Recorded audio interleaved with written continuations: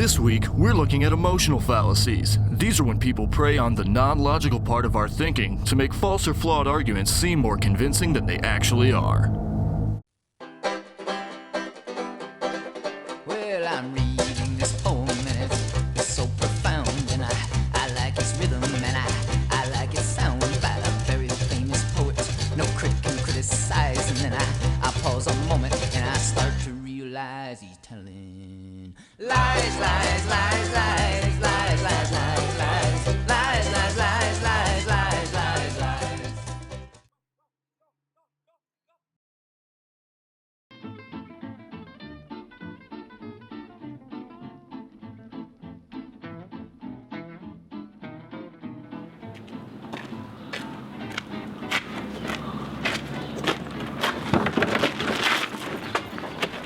Are you the owner of MasterCard? Yes! Look at this! There are some things money can't buy. I'm stuffed at a gills. For everything else, there's debit MasterCard.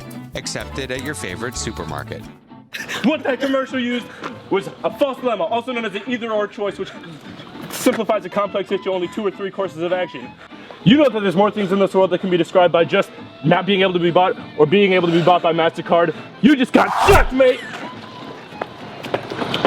Get checked! Alright, so who's your favorite liar? I hate liars. Oh, right, me too. Right, so the first person we couldn't get is Sarah Palin because we thought there was a sale at Burlington Coat Factory, but there wasn't. So you know, it's just too cold to try and go get her. So here's the first clip. McCain said at 9 o'clock in the morning that the fundamentals of the economy were strong. 11 o'clock that same day, 2 Mondays ago, John McCain said that we have an economic crisis. John McCain, in referring to the fundamental of our economy being strong, he was talking to and he was talking about the American workforce. So that was an example of red herring, Mrs. Palin, which is using misleading or unrelated evidence to support a conclusion. Now, you know, hey, go ahead and tell us what was wrong with that. All right. Well, we all know that, just misdirecting your audience is pretty much lying. So, can't do that. Get out of here, Miss Palin. You just got checked, mate. We're out here.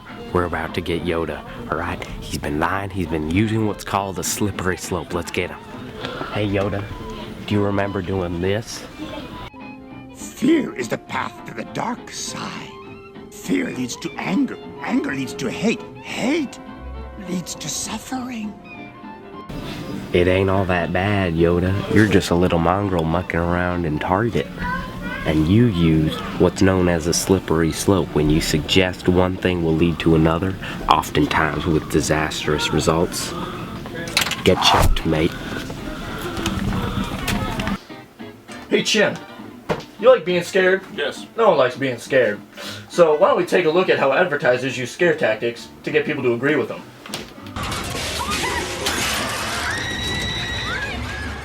If cigarettes looked as dangerous as they are, you'd run like hell. Find out the real cost of tobacco. Wow, I'm spooked. Yeah, color me frightened. Alright, well, like we said before, that was an example of scare tactics. And again, no matter how valid the message is, you can't just use tactics to, frighten people or make them afraid of certain things that, aren't really realistic expectations of things that can happen. That's a rhetorical fallacy, isn't it? Yeah, because he used a rhetorical fallacy, it just got checked, mate.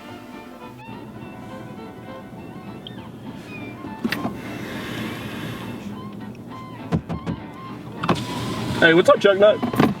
Jim, have you seen this? What? Oh? Know what that is? My God.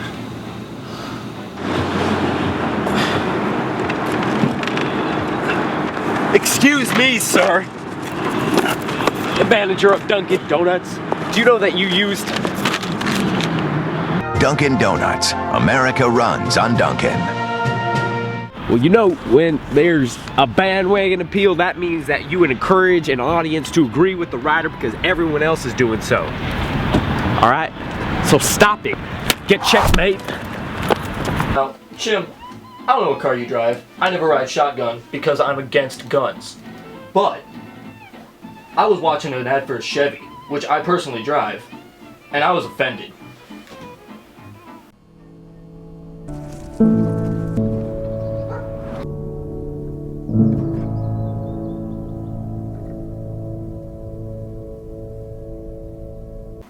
Wow, and I definitely see where your offense comes from, man. I mean, seriously, talk about sentimental appeals, man. Alright.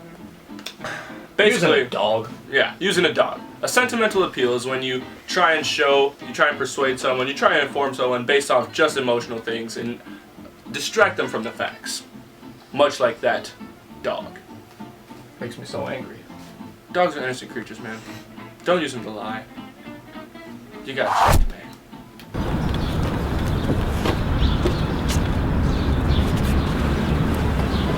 Hello, Orbit Girl. Do you remember seeing this? Dirty mouth?